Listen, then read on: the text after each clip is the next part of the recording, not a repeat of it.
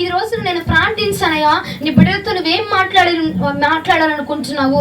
ఉలిచి వెళ్తున్నాను ప్రభా, అక్కడ కూడా నీ బిడ్డలు ఉన్నారు, వారికి కూడా కొంత ఆహారాన్ని నేను తీసుకెళ్ళాలి అని చెప్పి నేను అడిగాను. నేను ప్రార్థించగా దేవుడు నాతో చెప్పి ఉన్న అంశము మేలు చేయుడి. ఏమిటండి? మేలు చేయుడి అని చెప్పి వర్తమానము ద్వారా దేవాతి దేవుడు నీతో నాతో మాట్లాడును గాక. కీర్తనలు 52వ కీర్తన 3వ చరణము. 52వ కీర్తన 3వ చరణము. మేలు కంటే కీడు చేయుటయు నీతి పలుకుట కంటే అబద్ధం చెప్పుటయు నీకు ఇష్టము. మేలు చేయుట కంటే ఏమి చేయుట ఇష్టమని దావీదు గారు అక్కడ మాట్లాడుతున్నాడండి. నీత మేలు చేయట కంటే నీకు కీడు చేయడానికి ఎక్కువ ఆశ చూపిస్తున్నావు. మేలు చేద్దాము, నీతిగా ప్రవర్తిద్దాము, నీతిగా మాట్లాడదాము, యథార్థంగా మాట్లాడడం కంటే అబద్ధాలు చెప్పి దానిలో తప్పించబడము మనకు ముఖ్యమమ్మ.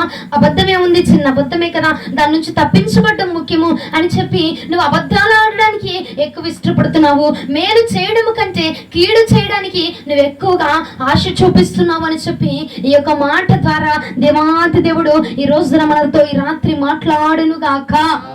హల్లెలూయా. ప్రధాన గాయకుని కట్ట దావీదు గారు రాస్తున్న కీర్తన ఏమంటున్నాడంటే, ఇదిగో నీవు మేలు చేయడం కంటే కీడు చేయడానికి ఎక్కువగా త్వరపడుచున్నావు. నీతిగా యథార్థముగా బ్రతకడం కంటే ఇదిగో అబద్ధాలు చెప్పుకుంటూ ఇదిగో అపనమ్మకముగా బ్రతకడానికి నువ్వు ఎక్కువగా ఇష్టపడుతున్నావు అని చెప్పి దావీదు గారు మాట్లాడుతున్నారు. ప్రియ సహోదరి సహోదరుడా, ఈ రాత్రి దేవుడు ఈ మాట నీతో నాతో కూడా మాట్లాడుతున్నారు. ఏమంటే మేలు చేయడానికట మనము త్వరగా వెళ్ళమట, అపకీర్తి చేయడానికి, లేదంటే వాళ్ళు ఏదైనా అవుతుంది అంటే ఓ వాడికి అలాగే అవ్వాలి, దానికి అలాగే అవ్వాలి, ఎందుకంటే నేను అడిగితే లేదన్నాడు, నేను అడిగితే కాదన్నాడు అని చెప్పి మనం ఏమనుకుంటామంటే ఎదుటి వాడికి కీడు జరుగుతుందంటే మనం ఇంకా అతిశయించేస్తూ ఉంటామండి, మనం ఇంకా సంతోషిస్తూ ఉంటాము. అలాగన ఈ వర్తమానము దేవుడు నీతో నాతో స్పష్టంగా అంటున్నాడు. చూసారా, మేలు చేయుట కంటే కీడు చేయటానికి నువ్వు ఎక్కువగా ఆశపడుతూ ఉన్నావట. మనము ఒకటి జ్ఞాపకం చేసుకోలేకపోతున్నాము. ప్రియ సహోదరి సహోదరుడా, మనము ఏ కొలతతో కొలుస్తున్నామో అదే కొలతతో మరలా మనము తిరిగి కొలవబడతాము అన్న విషయాన్ని మర్చిపోయి మనం అందరం కూడా ఏం చేస్తా ఉన్నామంటే, ఎదుటివాడు నాశనం అయిపోతున్నాడంటే, ఎదుటివాడికి ఏమైనా హాని జరిగిందంటే అవును వాడికి అలాగే జరగాలి, వాడికి అలాగే జరగాలి, ఆ నష్టం వచ్చిందా పంటలో ఆ నష్టం వాడికి అలాగే రావాలా, ఎందుకంటే నేను చెప్తూ ఉన్నాను, నేను చెప్పిన నా మాట వినలేదాడు, లేదంటే నేను అడిగాను కొంత ధన సహాయం అడిగాను వాడు ఉన్నా కానీ చేయలేదు కాబట్టి వాడికి అలాగే జరగాలి అని చెప్పి ఎదుటివాడికండి కీడు జరుగుతూ ఉంటే, ఎదుటివారు నాశనం అయిపోతూ ఉంటే, ఎదుటివారు బాధపడుతూ ఉంటే మనమట చూసి సంతోషించే వారిగా ఉంటున్నామంట. ఒకసారి చూడండి, 1 పేతురు పత్రిక 3వ అధ్యాయం 9వ వచనం. 1 పేతురు పత్రిక 3వ అధ్యాయం 9వ వచనం. ఆశీర్వాదమునకు వారసులు అవ్వటానికి మాత్రమే మీరు పిలువబడితిరి గనుక కీడుకు ప్రతి కీడైనను దూషణకు ప్రతి దూషణైనను చేయక దీవించుడి. హల్లెలూయా, హల్లెలూయా. దేవుడు ఈ రోజున నీతో స్పష్టంగా మాట్లాడుతున్నారు. ఏమని? అమ్మా నువ్వు కీడు చేయడానికి వాడిని తిడితే అంటనే తిట్టేసి అంటున్నాడు దేవుడు.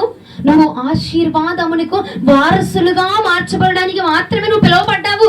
కాబట్టి కీడుకు ప్రతి కీడైనను దూషణకు ప్రతి దూషణైనను చెయ్యక దేనికోసం పిలువబడ్డావండి? నువ్వు ఆశీర్వదించబడడానికి మాత్రమే నువ్వు పిలువబడ్డావు. ఆశీర్వాదానికి వారసులుగా మాత్రమే మనం అందరము కూడా పిలువబడ్డామండి. మేలు చేసిన వాడికి నువ్వు మేలు చేయాలా, కీడు చేసిన వాడికి కూడా నువ్వు ప్రతి కీడు చేయకుండా నువ్వు మేలు చేయటము నువ్వు నేర్చుకోవాలా. ఎందుకంటే నువ్వు దేనికోసం పిలువబడ్డావంటే ఆశీర్వాదానికి వారసులు అవ్వడానికి మాత్రమే. హల్లెలూయా, హల్లెలూయా. అమ్మా నేను దీవించబడలేకపోతున్నాను, అమ్మా నేను ఆశీర్వదించబడలేకపోతున్నాను, అమ్మా నా జీవితము ఎందుకు ఎక్కడ వేసిన గొంగలు అక్కడే ఉండిపోతుంది అని అంటే కారణం ఏముంటో తెలుసునా?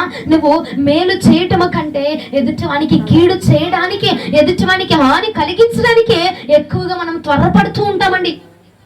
ఎక్కువగా మనము త్వరపడిపోతూ ఉంటాము. దేనికంటే ఎదుటివాడు ఏదైనా చేసుకుంటున్నా నాకు సహాయం చేయమ్మా అంటే ఎక్కువగా రారండి. అదే వాడికి ఏదైనా జరిగిందంటే, అపాయము జరిగిందంటే కోట్లాది జనాంగం వచ్చేస్తారు. ఎందుకంటే వాడి అపాయమును చూడడానికి, వాడి కీడును చూడడానికి, వాడి బాధను చూడడానికి వచ్చేస్తా ఉంటారు. ఈ రోజున సంగమా, ఈ రాత్రి దేవుడు నీతో నాతో మాట్లాడుతున్నాడు. నీవు ఆ జాబితాలో ఉంచబడడానికి కాదు నేను పిలుచుకున్నది. నువ్వు ఆశీర్వాదానికి మాత్రమే, వారసురాలిగా ఉంచబడడానికి మాత్రమే నేను నిన్ను పిలుచుకొని ఉన్నాను. హల్లెలూయా. నువ్వు ఆశీర్వదించబడడానికి కాదు, నీ దగ్గరికి వచ్చిన వారు కూడా, నీ వారు కూడా నీతో పాటుగా ఆశీర్వదించబడాలా.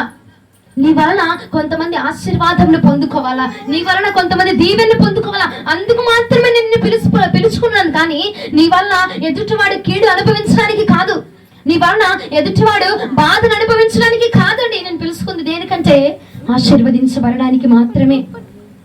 హల్లెలూయా. హల్లెలూయా. నిద్ర వస్తుందన్న వారు హల్లెలూయా.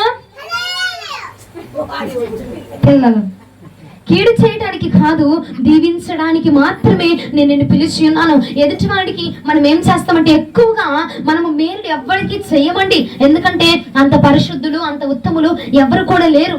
సహాయం చేస్తే ఒక వంతు 2 వంతులు చేస్తారు, కానీ సంపూర్ణంగా సహకరించేవాడు ఎవడు లేడండి, ఎవరు లేరు. అందుకే దేవుడు అన్నాడు, నీతిమంతుడు ఒక్కడు కూడా లేరట, ఒక్కడు కూడా లేదట భూమి మీద.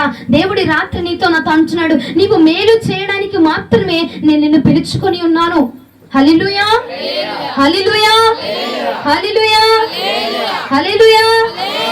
అది అట్ట చెప్పండి, ఎందుకు మళ్ళీ నన్ను అర్పిస్తారు? అసలు చెప్పదు.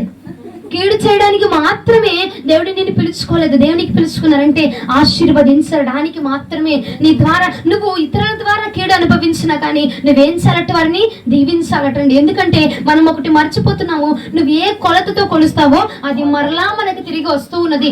నువ్వు ఇతరులకు ఏది చేస్తున్నావో అదే నీకు మరలా తిరిగి రిటర్న్ అవుతుంది అని చెప్పిన విషయంలో మనం మర్చిపోయి ఏం చేస్తున్నామంటే, ఎదుటివాడు నాశనం అయిపోతున్నాడంటే ఇంకా ఇంకా సంతోషిస్తున్నావు. నీకు ఒకటి జ్ఞాపకం ఉందా? మరలా అది తిరిగి నీకే రాబోతున్నది. మరలా నువ్వు నశించబోయే రోజు రాబోతుంది. నిన్ను చూసి నువ్వు ఎంతైతే వారిని చూసి సంతోషించావో అంతకంటే వారు నిన్ను చూసి సంతోషించే రోజు రాబోతుంది. కనుక నువ్వు భద్రము. ఎదుటివాడికి నువ్వు మేలు చేయబడడానికి మాత్రమే పిలువబడ్డావు. ఎదుటివాడికి నువ్వు దీవెనకరంగా ఉండబడడానికి మాత్రమే పిలువబడ్డావు. ఎదుటివారు నిన్ను చూసట దేవునికి కృతజ్ఞతలు తెలియపరచాలట. ఎందుకంటే నా ప్రియుడు అన్నారు, నువ్వు ఆశీర్వదించబడడానికి మాత్రమే పిలువబడ్డావు. ఆశీర్వాదానికి వారసులుగా మాత్రమే నువ్వు పిలువబడ్డావు. గనక వారు నిన్ను తిట్టారని వెళ్ళి వాళ్ళు ఒకటి తిట్టారనుకో, నువ్వు 4 తిట్టడానికి వీల్లేదు. ఎందుకంటే నువ్వు అందరిలాంటి వ్యక్తి కాదు, అందరిలా జాబితాలో లేవు. నువ్వు ఒక ప్రత్యేకమైన క్రీస్తు యొక్క జాబితాలో ఉన్నావు. కాబట్టి నువ్వు ఒక మాట పడినా పర్వాలేదు, వచ్చి అయ్యా నన్ను ఈ మాట అన్నారు ప్రభా, ఈ మాటను బట్టి నీకు మాత్రమే మహిమ కలుగును గాక అని నువ్వు ఒక్కసారి మొరపెట్టి చూడు. ఆ మాటని దేవుడు దీవెనకరంగా నీకు మార్చబోతున్నాడు. హల్లెలూయా. అందుకే మనం వారొకరు ఎదుటివారు ఒక మాట అన్నారు అనుకో, నువ్వు వెళ్ళిపోయి 4 మాటలని జుట్లు పట్టుకొని కొట్టేసుకునే దాకా వెళ్ళిపోకూడదు. నువ్వేమన్నాలంటే, నేను ఆశీర్వదించబడడానికి మాత్రమే పిలువబడి ఉన్నాను గనక దేవా ఈ బిడ్డ నన్ను దీవించండి, నీ బిడ్డ నన్ను తిట్టి ఉన్నది గనక ఈ బిడ్డని మీరేం చేయండి? దీవించండి. ఈ బిడ్డని మీరు ఆశీర్వదించండి, ఈ కుటుంబాన్ని మీరు దీవించండి.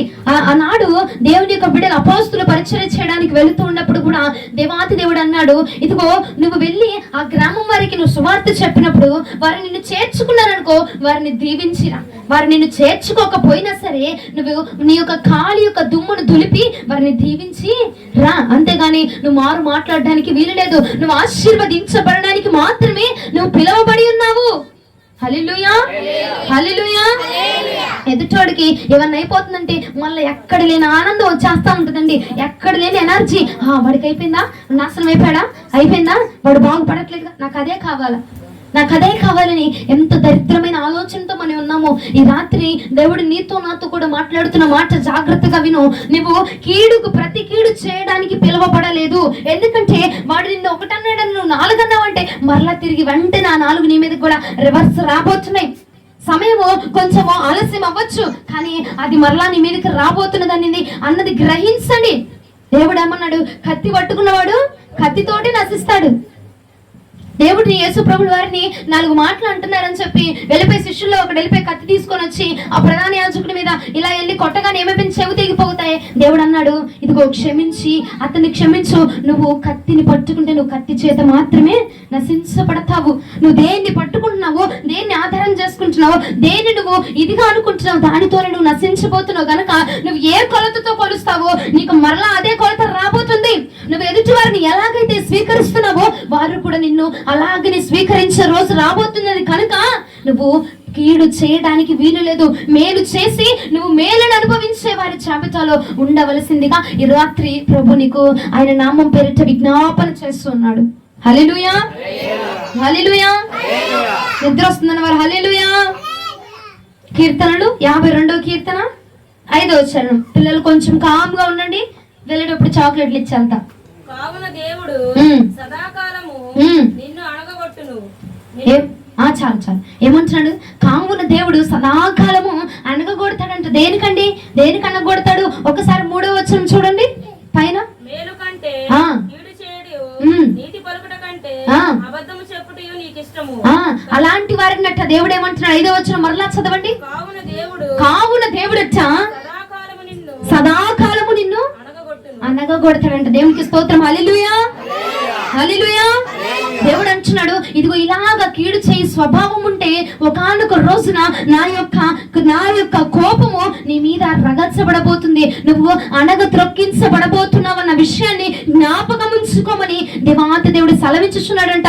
అలాంటి వారికట దేవుని యొక్క కోపము, ఆయన ఆవేశము, ఆయన క్రోధం అండి, వారు సదాకాలం అనగ త్రొక్కబడతారటండి. 1 రోజు కాదు, 2 రోజులు కాదు, 3 రోజులు కాదట.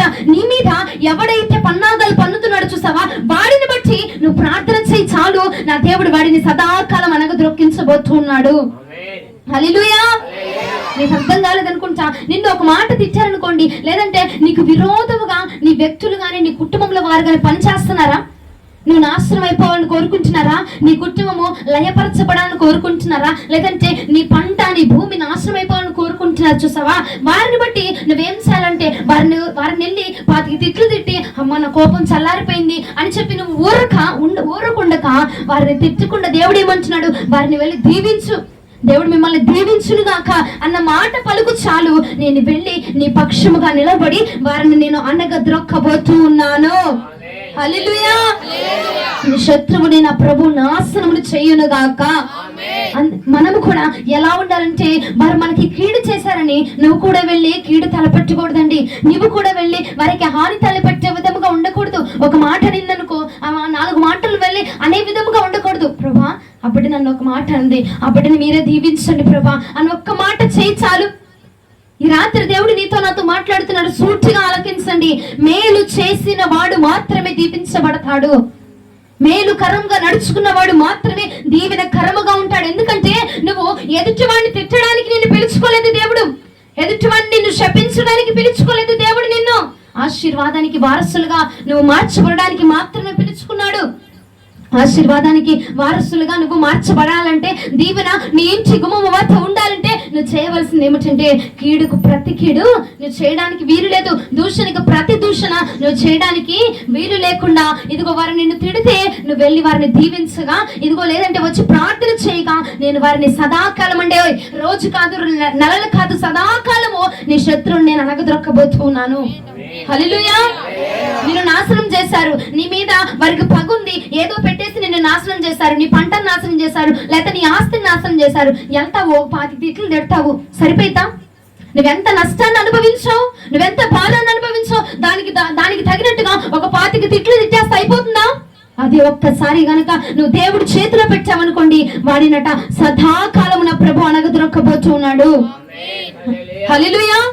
నీ కళ్ళ ముందే నీ శత్రువు అనగారిపోవడము నువ్వు చూడబోతున్నావు. పర్వాలా, తిట్టాడా, 4 తిట్లు తిట్టారా పర్వాలేదు, నీకు విరోధంగా పనిచేస్తున్నారా పర్వాలేదు, నీకు విరోధముగా కొన్ని చాతబడి శక్తులకు వారు అమర్చుకొని నిన్ను నాశనం చేయాలని చూస్తున్నారా పర్వాలేదు. ఒకటే నువ్వు ప్రార్థన చేయి, అయ్యా వారిని దీవించండి ప్రభా అని నీ నోటి మాట దీవెనకరంగా ఉంటే గనక అదే దీవెన రెట్టనై నీ వద్దకు రాబోతున్నదని నా పరిశుద్ధాత్మ దేవుడి రాత్రి కాలం ముందు సెలవించుచున్నాడు. ప్రియ సహోదరి సహోదరుడా, అదే దీవెన నువ్వు ఏదైతే ఇతరులకు ఇస్తున్నావో అది మరలా రెట్టన అవబోతున్నది నీకు. హల్లెలూయా. నువ్వేదైతే ఎదుటి వారికి ఇస్తున్నావో తల్లి, అదే నీకు మరలా రాబోతుంది. నువ్వు వారిని దూషించావనుకో, ఆ దూషణే మరలా రాబోతుంది. లేదంటే ఎదుటి వారిని నువ్వు ప్రేమించావనుకో, ఆ ప్రేమే నీకు వెనక్కి రాబోతుంది. వారు నీకు ఎన్ని విధాలుగా హాని చేయని పర్వాలేదు. యేసు ప్రభుల వారినండి అనేక విధాలుగా హింసించిన ఒకటే అన్నారు, నేను నిన్ను ప్రేమించుచు ఉన్నాను, నేను నిన్ను ప్రేమిస్తున్నాను అన్నారు. కాబట్టి ఆ యొక్క వ్యక్తట ఎవరైతే ఆ డొక్కలో బల్లముతో పడుచున్నాడు చూసావా, ఆ వ్యక్తట క్షమాపణ పొంది మారు మనసు పొంది ఉన్నాడట. కేవలము ఆయన ఏదైతే ఇచ్చాడో రిటర్న్ తిరిగి అదే వచ్చింది. ప్రియ సహోదరి సహోదరా, ఈ రోజు నా దేవుడు అంటున్నాడు, అందుకనే అంశము మేలు చెయ్యుడి, మరలా మీరు మేలును అనుభవించబోతూ ఉన్నారు. నువ్వు ఏదైతే ఎదుటి వారికి చేస్తావో అదే నీకు తిరిగి రాబోతుంది. ఇన్ని రోజులు ఈ మాట తెలియక వారు నిన్నేదో అన్నారని చెప్పి వెళ్ళిపోయి కోపంతో 4 మాటలు అనేసావు. ఆ 4 మాటలు అనేస్తే ఏమైపోద్దంటే ఆ యొక్క విషయంలో దేవుడట జోక్యం చేసుకోడట. ఇప్పుడు మన ఇద్దరం ఉన్నాము, నీకు నాకు గొడవ అయిపోయింది, నేను నిన్ను 25 తిట్లు తిట్టాను, మరలా నువ్వు వచ్చి నన్ను 25 తిట్లు తిట్టావు అనుకో, తిట్టేసి ఇంటికి వెళ్ళిపోయి ప్రభా నన్ను తిట్టిందయ్యా, నన్ను తిట్టింది ప్రభా, నన్ను ఇలా మాట్లాడింది అలా మాట్లాడింది అని వెళ్ళి ప్రార్థన చేసినట్ట అయినట్ట ఆ విషయంలో చొరబడి న్యాయం తీర్చనట. ఎప్పుడైతే వారు నిన్ను తిట్టినా నువ్వు మౌనముగా ఉండి వెళ్ళి ప్రార్థించి ఆయనకు చెప్తావో అప్పుడు దేవుడు వచ్చి ఆ యొక్క సిచ్యువేషన్ లో ఎంటర్ అయ్యి వారిని సదాకాలం నా ప్రభు అనగద్రొక్కబోతూ ఉన్నాడు. సదాకాలము నీ శత్రువులు నా ప్రభు నాశనం చేయబోతున్నాడు. వాడు నాశనం అవ్వాలంటే అక్కడ తీగ తెగాలంటే నువ్వేం చేయాలో తెలిసినా, ఇక్కడ తీగ నువ్వు స్టార్ట్ చేయాలా. నువ్వు ఈ తీగను స్టార్ట్ చేస్తాను కదా, ఈ తీగ ముందు లాగితేనే కదా అక్కడ తీగ తెగేది. నువ్వు ఇక్కడ లాగాలి కదా ముందు. ఏదైతే జరుగుతున్నదో దాన్ని బట్టి నువ్వు కీడుకు ప్రతి కీడు జరిగించక ఆశీర్వాదానికి వారసులుగా మాత్రమే నువ్వు పిలువబడ్డావు కనుక నువ్వు ఆశీర్వదించు. నీకెంత హాని జరిగించని ఏమండి, ఇక్కడున్న వారిలో కొంతమందిని బహు విధాలుగా అనేకమైన విధాలుగా నీ కుటుంబంలో వారి నేను శోధిస్తున్నారు. నువ్వు అనగదొక్కించబడడానికి కారణం ఎవరమ్మా అంటే ఫలానా వాళ్ళు కాదు, నా ఇంట్లో వాళ్ళే, నా వారే, నా సొంత జనులే నన్ను హింసిస్తున్నారు, నా సొంత జనులే నన్ను దూషిస్తున్నారు, నా సొంత జనులే నాకు హానిని తలపెడుతున్నారు అంటున్నావా? ఈ రాత్రి నా ప్రభు నీతో మాట్లాడుతున్నాడు. ఏమంటో తెలుసునా, నువ్వు వెళ్ళి వారిని దీవించు, నిన్ను దీవించబోతున్నాను. హల్లెలూయా. ఏది వచ్చినను నిన్ను ఎంత మాత్రము తాకబడకుండా ఉండాలంటే ఒకటే, నువ్వు ఎదుటి వాళ్ళకి ఏది చేస్తావో ఇమ్మీడియట్ గా ఆటోమేటిక్ గా అది నీకు తిరిగి రాబోతున్నది. అది మేలైనా అవని కీడైనా అవని అండి. అందుకే జ్ఞానం కలిగిన వాడట ఎదుటి వాడికి ఎక్కువగా మేలు చేయడానికి ఉపయోగిస్తా ఉంటాడట తన జ్ఞానాన్ని. ఎందుకంటే మరలా తిరిగి వచ్చిద్దని తెలుసు కాబట్టి ఏం చేస్తాడు, ఒకటి పోయిందా పర్వాలా, మరలా తిరిగి నా దేవుడు నాకు 10 ఇస్తాడు. ఒక మాటగా పర్వాలా, ఆ మాటకు తగిన జవాబు దేవుడు వాళ్ళకి తెలియపరుస్తాడు. హల్లెలూయా, హల్లెలూయా. మత్తయి సువార్త 26వ అధ్యాయం 52వ వచనము. నీ కత్తి వారిలో తిరిగి పెట్టము, కత్తి పట్టుకుని వారందరూ కత్తి చేతనే నశింతురు. ఏమంటున్నారు? యేసు ప్రభుల వారు అంటున్నారట, ఇదిగో నీ కత్తిని తీసి వరలో పెట్టు, ఎందుకంటే ఆ కత్తిని పట్టుకున్నవాడు ఆ కత్తి చేతనే నశించబోతున్నాడు. నువ్వే మాటనైతే ఉపయోగించి దూషిస్తున్నావు ఎదుటి వారిని, అదే మాట తిరిగి వరలో నీకు రాబోతున్నది.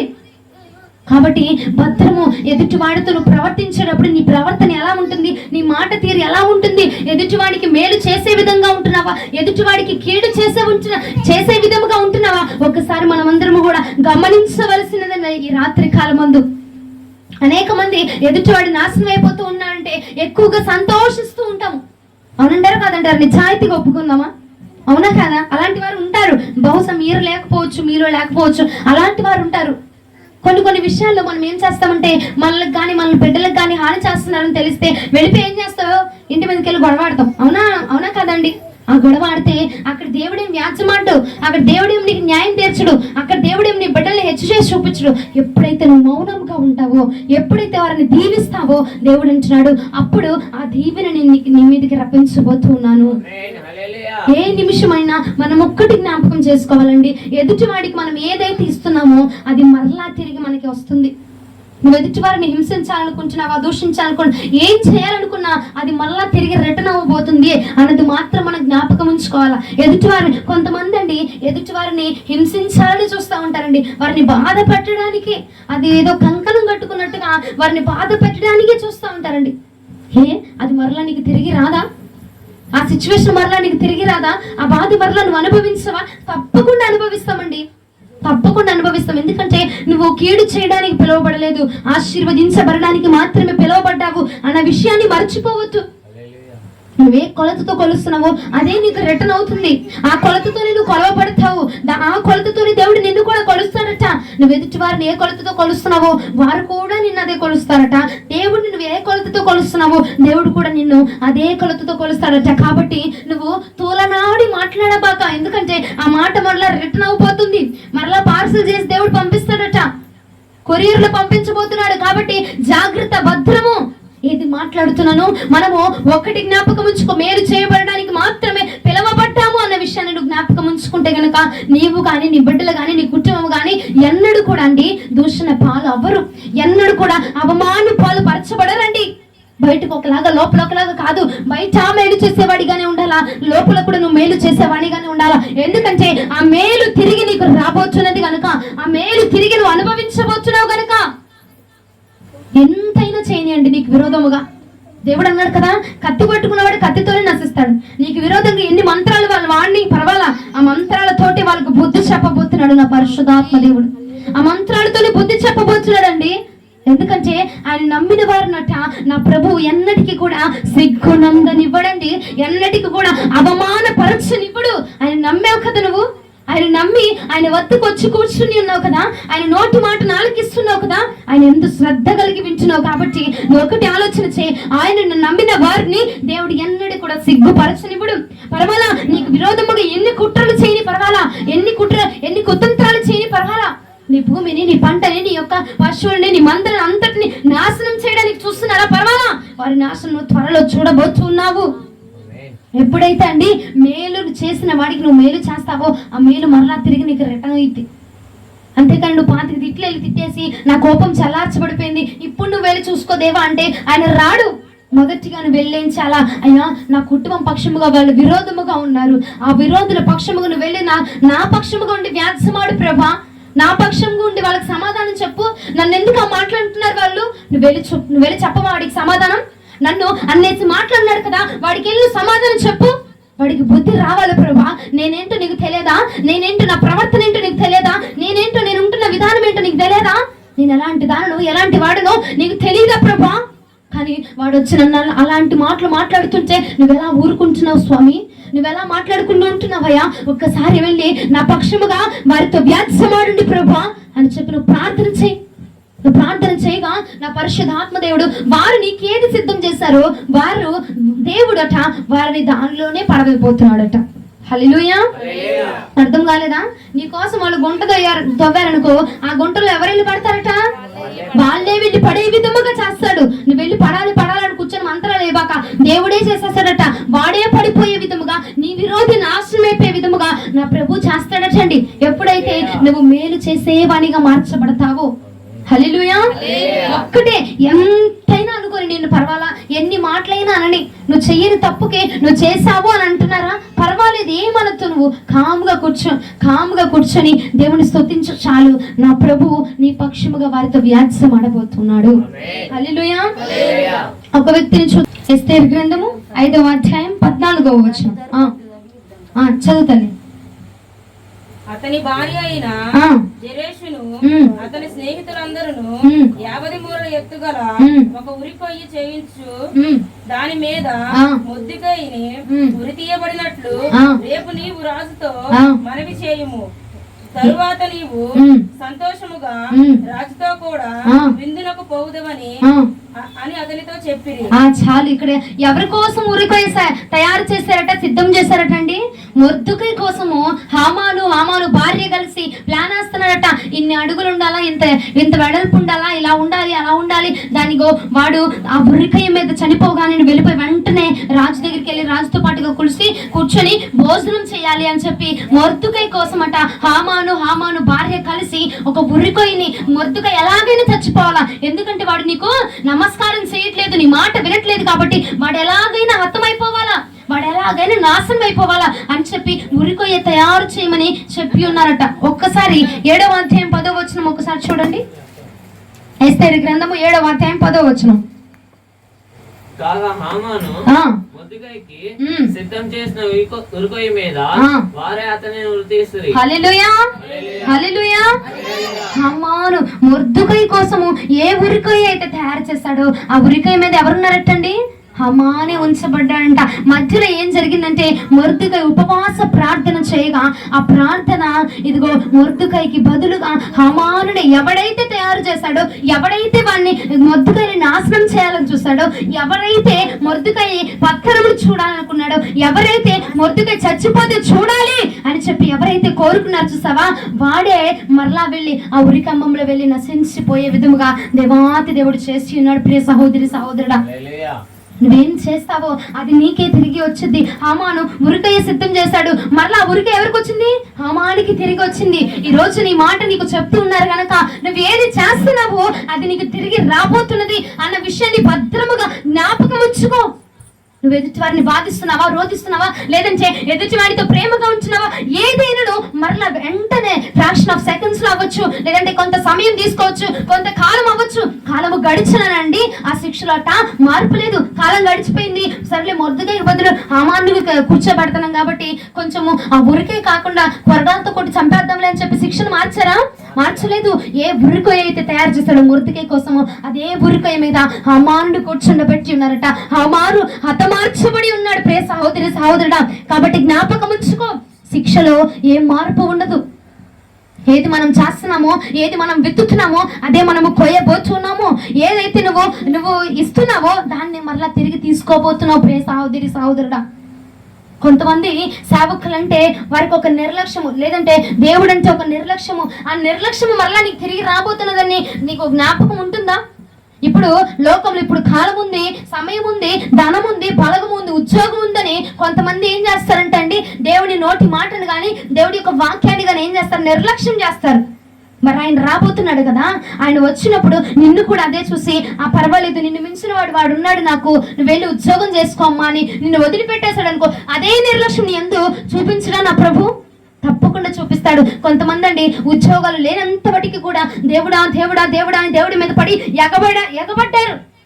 ఉద్యోగాలు వచ్చినాక, పనులు వచ్చినాక, అంతా బాగున్నాక, చేతి నిండా ధనం ఉన్నాక ఏం చేస్తున్నారంటే దేవుని మందిరాన్ని కూడా విడిచిపెడతా ఉన్నారు, దేవుని నోటి మాటను విడిచిపెడుతున్నారు. అసలు ఆదివారం అనేది గుర్తుండట్లేదండి. ఎంత విచిత్రమో కదా, ఆదివారం అనేది గుర్తుండట్లేదు. దేనికంటే చేతి నిండా ఏమొచ్చింది? ఇప్పుడు డబ్బు వచ్చింది, చేతి నిండా ఏముంది? అధికారం ఉంది కాబట్టి దాన్ని చూసి మురిసిపోతున్నారు, దాన్ని చూసి నువ్వు ఇదైపోతున్నావు. ఒకానొక రోజున దాన్ని బట్టి నా ప్రభు నీకు తీర్పు తీర్చబోతున్నాడు అన్న విషయము వారికి కనుమరుగైపోతుంది. ఎందుకంటే ఈ లోకానుసారమైన దేవత వారి యొక్క మనోనేత్రముల కట్ట గ్రుడ్డితనమును కలుగ చేస్తున్నదట. లోకము మనకి దేవుని వైపు మనల్ని నడవనివ్వదండి, దేవుడి వైపు మనల్ని వెళ్ళనివ్వకుండా గ్రుడ్డితనాన్ని మనకి కలగ చేస్తూ ఉంటదట. దేవుడిలో ఉన్న ఆ శక్తి ఏంటో, ఆయనలో ఉన్న మహాబలం ఏంటో తెలుసుకొనివ్వకుండా గ్రుడ్డితనాన్ని కలిగింప చేస్తూ ఉంటదట లోకము. లోకంలో ఉన్న మనుషులు కానీ, లోకంలో ఉన్న పనులు కానీ ఏమైపోతుందంటే దేవుని కంటే వారికి అతి ముఖ్యమైపోతుంది. ఏమిటిది? పని. దేవుని కంటే అతి శ్రేష్టమైపోతుంది తిండి, దేవుని కంటే అతి విలువైపోతుంది ధనము. కానీ అదే ఒకానొక రోజున మరలా నీకు తిరిగి రాబోతున్నది అన్న విషయాన్ని మనము జ్ఞాపకం చేసుకోలేకపోతున్నామండి. మనము ఏది విత్తుతున్నామో అదే మరలా మనం కొయ్యపోతున్నాము. ఏ కొలతతో కొలుస్తున్నావో అదే కొలత మరలా నీకు రాబోతుంది. కత్తి చేత పట్టిన వాడు మరలా కత్తి చేతనే నశించబోతూ ఉన్నాడు. నువ్వేది చేస్తున్నావో రిటర్న్ నీకు అది అవ్వబోతున్నదని జ్ఞాపకం ఉంచుకొని దేన్ని పట్టుకున్నావో ఒకసారి జాగ్రత్తగా భద్రముగా ఆలోచన చేయండి. ప్రియ సహోదరి సహోదరుడా, నువ్వు దేన్నైతే పట్టుకుంటున్నావో అదే నీకు ఒకానొక రోజున ఉరిని తీసుకురాబోతున్నది. నీకు పర్వాలేదు, నేను చెప్తున్నా కదా, ఎంతమంది నీకు విరోధముగా ప్రవర్తించినమ్మా, నేను బాగానే ఉంటున్నాను, నేను మేలే చేస్తున్నాను, కానీ నా ఎదుటివారు నాకు కీడు చేస్తున్నారు, నా ఎదుటివారి వల్ల నాకు నాశనం కలుగుతుంది, నేను నశించిపోతున్నానంటే వారు ఎంతో సంతోషిస్తున్నారు, దేవుడు చూడటా అని చెప్పి నువ్వు అనుకోవచ్చు. కానీ నా దేవుడు అంటున్నాడు ఈ రాత్రి నీకోసం ఈ మాట బయలుపరుస్తున్నాడు. నా దేవుడట చూసి ఉన్నాడు, వారు ఏదైతే తీసుకొచ్చి నీ మీద పెట్టి ఉన్నారో ఆ యొక్క ఉరిలో వారే పడబోతున్నారు. హల్లెలూయా. నువ్వే నీకు విరోధముగా దేన్ని సృష్టించారండి, అందులోనికి మళ్ళా వారు వెళ్ళబోతున్నారు. పర్వాలా, నీకు జరిగిన నష్టమే వారికి మరలా జరగబోతుందేమో, జరిగిస్తారు. ఎందుకంటే ఆయన బిడ్డలు అవమానపరచబడుతుండగా, ఆయన బిడ్డలు బాధపడుతుండగా నా ప్రభువట చూస్తూ ఊరుకునే దేవుడు కాదండి. అమ్మో నా బిడ్డలు బాధపడుతున్నారులే, పర్వాలేదులే అని చెప్పి వదిలేసే దేవుడు కాదట. నీ పక్షముగా న్యాయము తీర్చువాడు నా యేసయ్య. నువ్వేది చేస్తున్నావో అది మరలా నీకు రిటర్న్ అవ్వబోతూ ఉన్నది. హల్లెలూయా. మొదటి పేతురు పత్రిక 3వ అధ్యాయం 9వ వచనం ఒక్కసారి చూడండి. మొదటి పేతురు పత్రిక 3వ అధ్యాయం 9వ వచనం. ఆశీర్వాదములకు వారసులు అవ్వడానికి మాత్రమే మీరు పిలువబడ్డారు కనుక కీడుకు ప్రతి కీడు చేయొద్దు. తిట్టారనుకో, 4 తిట్లు ఎగస్ట్రా నువ్వు తిట్టబాక. దేనికంటే నువ్వు ఆశీర్వదించబడడానికి మాత్రమే నువ్వు పిలువబడ్డావు. ఆశీర్వాదం నాకు రావట్లేదమ్మా, నేను దీవించబడట్లేదు, మా ఇల్లు దీవించబడట్లేదు, నేను ఇంటిలో పాది కష్టపడుతున్నాము కానీ మా ఇల్లు దీవించబడట్లేదమ్మా, ఇంటిలో పాది పోతున్నాము, వస్తున్నాము, తిండి లేదు, తెప్పు లేదు, అంత నిద్ర లేదు, ఏమి లేదు, కష్టపడతాం కానీ రూపాయి మిగలట్లా. అంటే కారణం ఏమిటంటే నీకు కీడు చేసిన వాడిని ప్రతి కీడు చేయటం మానితే నా ప్రభు అంటున్నాడు, నేను ఆశీర్వదించబోతున్నాను. హల్లెలూయా. నువ్వు ఒకటి పోయిందని బాధపడబాక, తిరిగి మరలా దానికి జత చేయబోతున్నాడుగా నా ప్రభు. నీకు జత చేసేవాడు ఉండగా నీకు దిగులెందుకండి? నువ్వు కోల్పోయానని బాధపడుతున్నావు కదా, ఆ కోల్పోయిన దానికి మరలా జత చేసి పంపిస్తున్నాడు కదా నా ప్రభు. నిన్ను ఆశీర్వదించిన ఆయన ఉండగా ఆశీర్వాదానికి వారసురాలు కదా నువ్వు. అప్పుడు నువ్వెందుకు బాధపడాల్సిన అవసరం ఏముంది? నువ్వు దిగులు చెందాల్సిన అవసరమే ఉందండి. రాజు కుమార్తె ఏమండి ఒక ముక్కు పొడగ పోయిందని బాధపడుతూ ఉన్నదండి. రాజు కుమార్తె, ఆమె రాజు కూతురండి. అందులో ఉన్న సంస్థానంలో ఉన్నదంతయు, ఆ ధనాగారంలో ఉన్న ధనం అంతయు తనదే. నువ్వు బాధపడాల్సిన అవసరం లేదు. రాజు యొక్క కుమార్తెగా, కుమారుడుగా నువ్వు పిలువబడ్డావు కనుక నువ్వేది పోయినా నువ్వు బాధపడాల్సిన అవసరం రా. ఒకటి పోయిందా మరలా తిరిగి నా ప్రభు దానికి జతను చేయబోతున్నాడు, మరలా దానికి సమకూర్చబోతున్నాడు. నిర్జీవమైన మీ అందరికి దేవుడు బలం ఇచ్చును గాక. హల్లెలూయా, హల్లెలూయా. ఒక్కసారి 2 చేతులు పైకెత్తి హల్లెలూయా చెప్దామా? హల్లెలూయా, హల్లెలూయా. స్తోత్రం, స్తోత్రం చెప్పండి.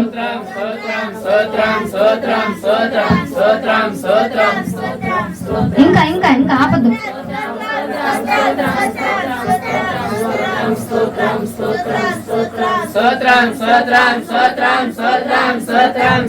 నాకు ఎవ్వరి స్వరం వినిపించట్లేదు, అందుకే నేను ఆపట్ల. గట్టిగా ఒకసారి చెప్పండి, నేను ఆపించేస్తా.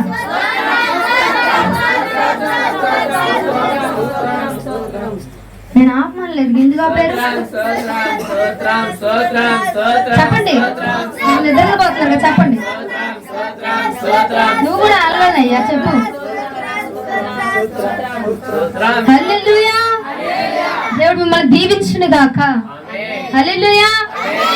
ఇలా చెప్పండి, నేను ముగిచ్చేస్తా. ఇలా చెప్పలేదు అనుకో ఇంకా నేను సాగదీత్తనే ఉంటా. నా గురించి తెలిసి చెప్పిందే చెప్తా 10 సార్లు. మా చెల్లి అంటది అదే, ఎందుకమ్మా చెప్పిందే చెప్తావు 10 సార్లు అని అంటది. మీరు కూడా అట్లా అనిపించుకోకుండా మీరు సహకరించారు అనుకో, నేను 5 నిమిషాల్లో ప్రిస్క్రిప్షన్ మొత్తం ఇచ్చేస్తా, మందుల చీటి. సరేనా? దేవునికి మహిమ కలుగును గాక. ఆయన అంటున్నాడు, రాజు కుమార్తెగా నువ్వు ఉన్నావు కాబట్టి ఒకటి పోయిందని నువ్వు 25 తిట్లు తిడితే ఆ తిట్ల వలన నువ్వు దీవించబడలేకపోతున్నావు. ఒకటి జ్ఞాపకం చేసుకో, నువ్వు ఆశీర్వాదానికి వారసురాలుగా పిలువబడ్డావు కాబట్టి కీడుకు ప్రతి కీడు చేయక, దూషణకు ప్రతి దూషణ చేయక నువ్వు దీవించు. నువ్వు దీవిస్తే నేను నిన్ను దీవించబోతున్నాను. హల్లెలూయా. 3వ యోహాను రాసిన పత్రిక 1వ అధ్యాయం 11వ వచనం. 3వ యోహాను రాసిన పత్రిక 1వ అధ్యాయం 11వ వచనము. ప్రియుడా, చెడు కార్యము కాక మంచి కార్యమును అనుసరించి నడుచుకొనుము. మేలు చేయువాడు దేవుని సంబంధి, కీడు చేయువాడు దేవుని చూచిన వాడు కాడు. మేలు చేయువాడట ఎవరి సంబంధం అంటున్నారు? దేవుని యొక్క సంబంధత. మేలు చేసేవాడు మాత్రమే నా సంబంధి, కీడు చేసేవాడు నా వాడు కాదు. వాడికి నాకు అసలు సంబంధమే లేదు. కీడు చేసేది ఎవరు? అపవాది. కాబట్టి కీడు చేసే వాళ్ళందరూ అపవాది యొక్క పిల్లలు. ఎవరైతే మేలు చేస్తా ఉన్నారో, మేలు కోసము పరితపిస్తున్నారో, ఎదుటివాడు ఎంత కీడు చేసినా సరే వాళ్ళు మేలు చేస్తా ఉన్నారు చూసావా, వాళ్ళు మాత్రమే నా సంబంధులు, వాళ్ళు మాత్రమే నా బిడ్డలు అని చెప్పి దేవుడి రాత్రి మాట్లాడుతున్నారు. ప్రే సహోదరి సహోదరుడా, మరి నువ్వు ఏ జాబితాలో ఉన్నావు ఒక్కసారి ఆలోచన చెయ్యి. నువ్వు వెళ్ళి వాళ్ళు నిన్ను ఒకటి అన్నారు, నువ్వు 25 తిట్లు తిట్టేసావు అనుకో, ఇక వాళ్ళకి నీకు ఇక సంబంధం ఏముంది, నీకు పొంతనే ఉందండి. నువ్వు కూడా వెళ్ళి వాళ్ళ జాబితాలో కలిసిపోతున్నావు. నువ్వు వెళ్ళి తిట్టేసాయా, ఇలా అన్నారు ప్రభా, నువ్వే వ్యాజ్యమాడు, నీ మందిరానికి వస్తున్నావు కదా అని చెప్పి నువ్వు ప్రార్థన చేసిన ఆ ప్రార్థనకి ఏం లేదు, ప్రయోజనం లేదు, ఉపయోగం లేదు. కాబట్టి నువ్వేం చేయాలా? వెళ్ళి వారిని దీవించాలా. ఒకటి పోయిందా పర్వాలా, దీవించు. నీకు మరలా తిరిగి ఆశీర్వదించే ఆశీర్వాదానికి వారసుడు. అంటే ఆయన ఆశీర్వాదానికి కర్త, నువ్వు వారసురాలవి. ఆయన కర్త కాబట్టి, ఆయన నీ తండ్రి, నువ్వు ఆయన బిడ్డవు కాబట్టి ఆయన దగ్గర ఉన్నదంతా నీదే. హల్లెలూయా. ఆయన దగ్గర ఉన్నదంతా నీకు ఇచ్చి నిన్ను ఆశీర్వదిస్తాడు. కాబట్టి ఈ మాట జ్ఞాపకం ఉంచుకో. ఎదుటి వాడికి నువ్వు మేలు చేయబడడానికి మాత్రమే నా ప్రభు నిన్ను పిలుచుకున్నాడు. నిన్ను ఎన్ని తెచ్చినా ఎన్ని అవమానాలు వచ్చినా పర్వాలేదు, ఎందుకంటే మేలు చేసేవాడు మాత్రమే నా బిడ్డ, మేలు చేసేవాడు మాత్రమే నా సంబంధి, నా వాడు మాత్రమే మేలు చేస్తాడు. వాడు వాళ్ళని ఎంత హాని చేయని, ఎంత గాయపరచని, ఎంత వాడిని ఎన్ని అవమానాలు పరిచినా నువ్వేం చేయాలట?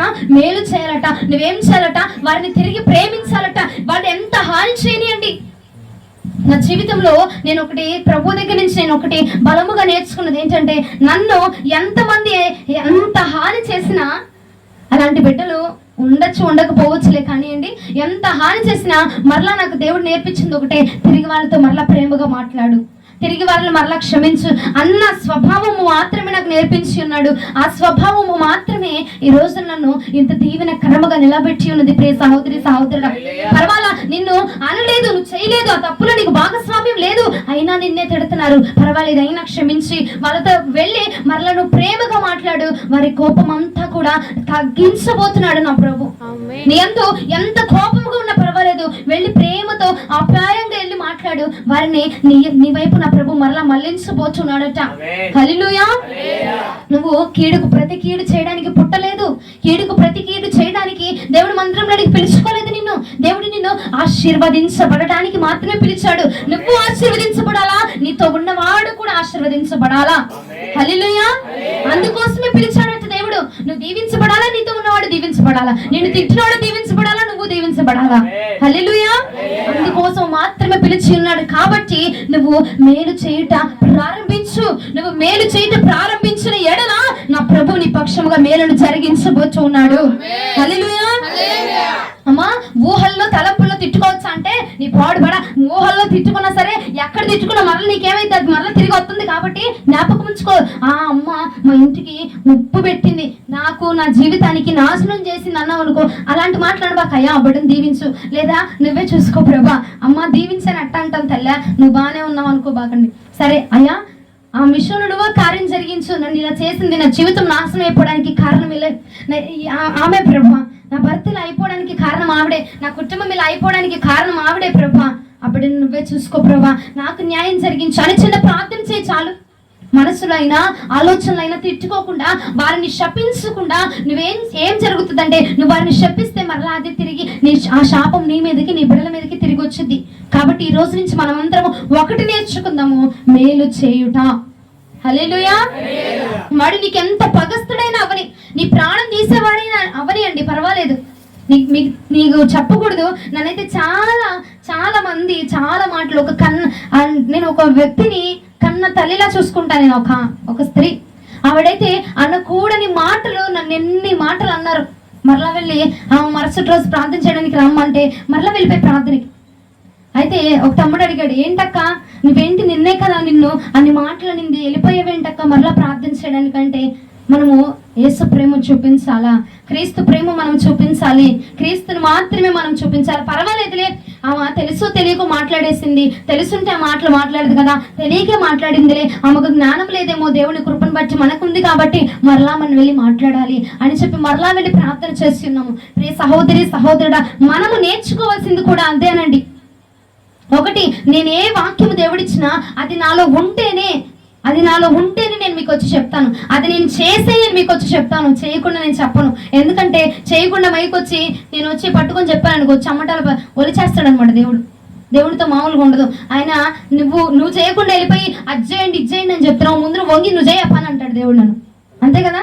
ఇప్పుడు కూర్చొని లాడ్డులాగా అది వేసింది, అగ్గినిది, ఆ నీళ్ళు పోయి అన్నావు అనుకో, ఏం చేస్తుంది? వాళ్ళకి మంట వచ్చిద్దా రాదా? పెళ్ళి మన 2 పీగుతారు, అవునంటారా కాదంటారా?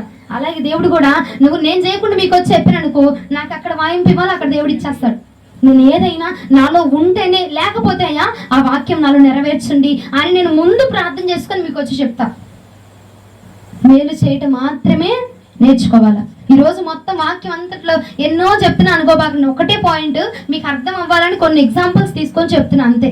మేలు మాత్రమే చేయండి. మీకు ఎంత ఇబ్బంది కలిగించినా, మీరు ఎంత ఇబ్బంది పడినా, ఎంత నష్టపోయినా పర్వాలేదు, ఆ నష్టానికి మరలా దేవుడు దానికి జమ చేయబోతున్నాడు. హల్లెలూయా. హల్లెలూయా. ప్రకటన గ్రంథము 3వ అధ్యాయం 15వ వచనము. ప్రకటన గ్రంథము నీ క్రియలను ఆ. నేను ఎరుగుదును. ఉమ్. నువ్వు చల్లగానైనను ఉమ్. వెచ్చగానైనను ఉమ్. లేవు. ఆ. నువ్వు చల్లగానైనను ఉమ్. వెచ్చగానైనను ఆ. ఉండిన మేలు. ఏమంటున్నాడు దేవుడు? ఉంటే చల్లగా అయినా ఉండు, లేదంటే వెచ్చగా ఉండు. నులివెచ్చగా ఉండదు. కొంతమంది ఏం చేస్తారంటే మనసులో నన్ను తిట్టాలని ఉంటది, కానీ బయటికి అమ్మ అమ్మ అమ్మ అని ప్రేమ చూపిస్తా ఉంటారు. అవునా? ఏమో మీలో ఉన్నారో లేదులే కానీ చాలా మందికి నన్ను తిట్టాలని ఏదో ఒకటి చేశారని ఉంటుంది. నేను అనే మాటలకి వాక్యం వచ్చి నీకు మైక్ వచ్చిందంటే మైక్ రానంతసేపు మనం చెప్పిందంత నిద్ర బాబు. మైక్ వచ్చిందంటే చేతిలోకి బలిపెట్టిన దగ్గరికి వెళ్ళి నుంచుందంటే అసలు మన మాట విందో, అసలు మనం చెప్పింది ఏది విందు అని చెప్పి ఇక నన్ను పిచ్చి తిట్లు తిట్టుకుంటా ఉంటారు. సర్లే, ఈ మాట తిట్టుకున్నా తిట్టుకుపోయిన మాట వదిలేయండి. ఆయన అంటున్నాడు, ఉంటే వేడిగా అయినా ఉండు, లేదా చల్లగా అయినా ఉండు.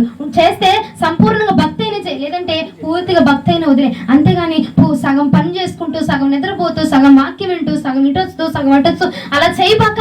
ఎందుకంటే అలా చేసేవాడు అపవాది యొక్క సంబంధి. నా సంబంధి అయిన వాడు మేలును మాత్రమే జరిగిస్తాడు. నా సంబంధి అయిన వాడు మేలును మాత్రమే చేస్తాడు. కీడులోనికి వాడు వెళ్ళడు. మేలు చేసేవాడు మాత్రమే నా సంబంధి అని చెప్పి దేవాతి దేవుడు మాట్లాడుతున్నాడు. ఈ రాత్రి కాలం ముందు నేను మీకు ఒక వ్యక్తిని చూపిస్తున్నాను. సౌలు దావీదు. ఎంతమందికి తెలుసండి దావీదు గారు? చేతులు ఎత్తండి, అందరికి తెలుసుగా. దేవునికి స్తోత్రం. దావీదు గారు ఏం చేస్తారంటే, సౌలు అనేకమైన సార్లు దావీదుని చంపడానికి ఎన్నో ప్రయత్నాలు, ఎన్నో విధాలుగా ఇప్పుడు నేను దావీదుని చంపాలని ఎన్నో ప్రయత్నాలు చేశాడండి. ఒకటి పోతే ఇంకొకటి అనేకమైన విధాలుగా దావీదుని చంపాలని చూశాడు. కానీ ఒకానొక రోజున దావీదుకి సౌలుని చంపే అవకాశం వచ్చింది. సౌలుని చంపే అవకాశం వస్తే దావీదు ఏం చేశాడంటే క్షమించి విడిచిపెట్టేశాడండి. క్షమించి విడిచిపెట్టాయా, నువ్వు దేవుడి చేత అభిషేకం పొందిన వ్యక్తివి కాబట్టి పర్వాలేదు, నేను క్షమిస్తున్నాను అని చెప్పి క్షమించి విడిచిపెట్టాడు. మరలా సౌలుకి దావీదు దొరికే టైంలో నువ్వు ఇప్పుడు విడిచిపెట్టావు కాబట్టి ఏం చేస్తాడు? సౌలు వచ్చి దావీదుని విడిచిపెట్టేస్తాడు. ఎందుకంటే దావీదు ఏం చేస్తాడు? క్షమించాడు కాబట్టి అదే క్షమాపణ తనకు తీసుకొని మరలా తిరిగి వచ్చి తన ప్రాణమును కమాడబడే విధముగా చేసి ఉన్నది. ప్రియ సహోదరి సహోదరుడా, మనము కూడా ఏదైతే చేస్తామో అది మనకి తిరిగి రిటర్న్ అవుతుంది అని చెప్పడానికి నా ఈ ప్రయత్నం. ఇంకో వ్యక్తిని చూపిస్తా చూడండి. మొదటి రాజులు 21:19. మొదటి రాజుల గ్రంథము 21వ అధ్యాయం 19వ వచనము. అతన్ని చూచి ఇలాగ ప్రకటించుము, యెహోవా సెలవిచ్చినదేమనగా, దీన్ని స్వాధీనపరచుకున్న వల్లని నీవు నాబాలుతోను చెప్పితే కదా. యెహోవా సెలవిచ్చినదేమనగా, ఏ స్థలమందు కుక్కలు నాబాతు రక్తమును నాకెను, ఆ స్థలమందు కుక్కలు నీ రక్తమును నిజంగా నాకునని అతనితో చెప్పాను. 23వ వచనం కూడా చదువునాను. మరియు యెజబెలును గూర్చి యెహోవా సెలవిచ్చినదేమనగా, ఇశ్రాయేలు ప్రాకారం వద్ద కుక్కలు యెజబెలును తినివేయును. చాలు. ఇక్కడ ఏం జరిగింది? నాబోతుని చంపేసేసి ఇదిగో నీ యొక్క రక్తమును, నీ శరీరాన్ని, నీ మాంసాన్ని కుక్కలు తింటే అని చెప్పి అలా వేసి ఉంటే దేవుడు దాన్ని చూస్తూ ఊరుకుంటాడా? ఏదైతే యెజబెలు చేసిందో, ఏదైతే ఆహాబు రాజు చేశాడో, మరలా తిరిగి వారిద్దరికి కూడా అదే స్థితి వచ్చింది. వాళ్ళు మరణం అయిపోతూ ఉండగాట, యెజబెలు మరణం అవుతుండగా తన యొక్క రక్తాన్ని, తన యొక్క మాంసాన్నట కుక్కలు తినడానికి వచ్చి ఉన్నదట. తను ఏదైతే విత్తినదో అండి అదే మరలా తిరిగి వచ్చినది. ఈ రాత్రి కూడా నువ్వు నేను కూడా ఏదైతే విత్తుతామో, ప్రేమను విత్తుతావా ప్రేమే తిరిగి మరలా నీకు వచ్చింది. లేదంటే ద్వేషాన్ని విత్తుతున్నావా అదే మరలా తిరిగి నీకు వచ్చింది అన్న విషయాన్ని జ్ఞాపకం ఉంచుకోండి. చిన్న విషయాల్లో ఆడవాళ్ళు ఏంటంటే చిన్న విషయాలకి వాళ్ళకి కోపం పెరిగిపోయి ఏం చేస్తూ ఉంటారంటే, అది నన్ను అంత మాట అనింది, నేను దాని దగ్గరికి ఎలా ఇప్పుడు నేనేంటో తేల్చుకోవాలా, అదా నేను మిగిలిపోవాలా, ఇద్దరు ఎవరో ఒకరు తేల్చిపడిపోవాలా. ఏంటమ్మా తేల్చేది అక్కడ? తర్వాత మరలా నీకు తిరిగి రాబోతుంది అన్నది విషయాన్ని మర్చిపోతున్నాం. చాలా చిన్న విషయాలు అనుకుంటామండి, కానీ నువ్వు చిన్న మాటలు అంటావు. వారి కుటుంబం నాశనం అయిపోవాలా, వాళ్ళ పిల్లలకి ఏదైనా తగిలితే బాగుండు, ఇలాంటి మాటలు అంటూ ఉంటారు కదండి. వాళ్ళకి ఏదైనా తగిలితేనే కానీ తెలిసి వచ్చింది, ఆడికి ఏదైనా అయితేనే కానీ తెలిసి వచ్చింది అని అంటూ ఉంటామే. అగో నువ్వు ఆ విషయంలో, ఆ సమయంలో ఒక విషయాన్ని మర్చిపోతున్నావు. నువ్వేది అంటున్నావో అది మరలా తిరిగి నీ ఇంటి మీదకి వస్తున్నది. నువ్వేదైతే చేస్తున్నావో, ఏ యొక్క కుట్ర చేస్తున్నావో, లేదంటే ఏ యొక్క తిండి విషయంలో కూడా అండి వారికి సంపూర్ణంగా పెట్టరు. మీరు దాచుకొని, వీరికి అవసరమైంది మీరు దాచుకొని ఎదుటి వారికి వీరికి అక్కర్లేనిది ఇస్తూ ఉంటారండి. అది మరలా తిరిగి నీకు వస్తున్నదన్న రోజు నువ్వు మర్చిపోతూ ఉన్నావు. మనం ఏది చేసినానో ఆ కీడుకి ప్రతి కీడు మరలా మనము చేస్తా ఉంటే అది మరలా మన మీద వ్యాజ్యమాడుతుందట. నువ్వేది చేస్తున్నావో అది మన మీద ఏలుబడి చేసిద్దంటండి. నువ్వేదైతే చేస్తున్నావో, ఏదైతే చూస్తున్నావో, ఏదైతే వింటున్నావో అదే మన మీద ఏలుబడి చేసిద్దట. అదే మనల్ని ఏలుతుందటండి. కాబట్టి ఈ రాత్రి జ్ఞాపకం ఉంచుకో. నా పోతును చంపేసి ఆ యొక్క స్థలమంతుని, ఆ పొలమంతుని స్వాధీనం చేసుకుందాం అనుకుంది. చంపేసి కుక్కలకు వేసేసింది ఆహారంగా. దేవుడు అన్నాడు, ఇదిగో నువ్వు ఏది చేసావో యెజబెలా, అదే మరలా తిరిగి నేను నీకు ఇస్తున్నాను. నీ యొక్క శరీరాన్ని, నీ మాంసాన్ని కూడా అదిగో కుక్కలు తినిపోతూ ఉన్నాయి అని చెప్పి దేవుడు మరలా ఏదైతే తను చేసినదో అదే దేవుడు మరలా ఇచ్చి ఉన్నాడండి.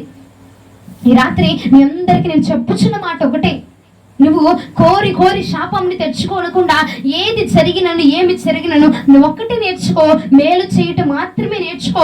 అది దేవుని యొక్క సంబంధి యొక్క లక్షణమని బైబిల్ సెలవిస్తూ ఉన్నది. దేవుని యొక్క బిడ్డలమమ్మ, మేము మందిరానికి వెళ్తున్నాము అని చెప్పి నువ్వు వెళ్ళిపోయి ఇంటిమనబడి గొడవలాడుతున్నావు అనుకో, వారికి నీకు ఇక సంబంధం ఉండదు. వారితో పాటుగా నువ్వు కూడా ఏకమైపోతూ ఉంటావు, వారితో పాటుగా నువ్వు కలిసిపోతుంటావు. వారు గొడవడుతున్నారు, నువ్వు కూడా ఆడితే వెళ్ళిపోయి ఏమవుతుంది? అబద్ధ సంబంధం అవుతావు, అపవాది యొక్క సంబంధం అయిపోతున్నావు నువ్వు, నేను కూడా. కాబట్టి భద్రముగా ఆలోచన చేయండి. నువ్వేది చేస్తున్నావో అదే నీకు తిరిగి వస్తున్నది. భక్తులు కూడా దేవునికి కొంత భక్తిస్తారు, కొంత సమయాన్ని ఇస్తావు, కొంత సమయాన్ని ఇచ్చి ప్రార్థన చేస్తావు, వెళ్ళిపోతావు. ఇక మరలా ఉన్నదంతా నీ కోసం వాడుకుంటావు, నీ పిల్లల కోసం వాడుకుంటావు, నీ కుటుంబం కోసం వాడుకుంటావు. మరలా వచ్చాయా, నా కుటుంబాన్ని, నా పిల్లల్ని అంతటినీ నీకు అప్పచెప్తున్నా, నువ్వే చూసుకో అని అంటావు. మరి దేవుడికి నువ్వు ఎంత సమయం ఇచ్చావు? మరలా తిరిగి నీకు దేవుడు ఎంత సమయాన్ని ఇవ్వాలా? నువ్వు ఎంత భక్తిని దేవుడికి ఇస్తున్నావు, మరలా దేవుడు నీకు ఎంత దీవెన తిరిగి ఇవ్వాలండి. ఒక్కసారి ఆలోచన చేయగలుగుతున్నారా? దేవుని దగ్గరైనా మనుషుల దగ్గరైనా నువ్వు ఏ కొలత కొలుస్తున్నావో అదే కొలత నీకు మరలా తిరిగి రాబోతున్నది. గొప్ప గొప్ప దైవజనులు ప్రార్థనతో దేవుడితోటి నడిచి ఆయనతో ప్రయాణం చేసి మరణించారు. మరలా తిరిగి ఆయనతో ప్రయాణం చేయడానికి తిరిగి లగవబోతున్నారు. నువ్వు కూడా, నేను కూడా దేనితో ప్రయాణం చేస్తున్నామండి? దేనిని ముఖ్యంగా పెట్టుకుంటున్నామో, దేనిని ఇష్టముగా పెట్టుకుంటున్నామో ఒక్కసారి ఆలోచన చేయండి. దేవుని కంటే, ఆయన మాట కంటే ఏది విలువైనది లేదు, ఏది ముఖ్యమైనది లేదండి. మనం ఏం చేస్తామంటే మనకి ఇష్టమైన దానికోసం ఎక్కువ సమయాన్ని వెచ్చిస్తూ ఉంటాం. నీకు ఒక్కటి ఆలోచన చేయగలుగుతున్నావా? ఆయన మరలా రాబోతున్నాడే, నువ్వు ఇచ్చింది మొత్తము తిరిగి నీ చేతులు పెట్టబోతున్నాడు అన్నది మర్చిపోతున్నావు కదా.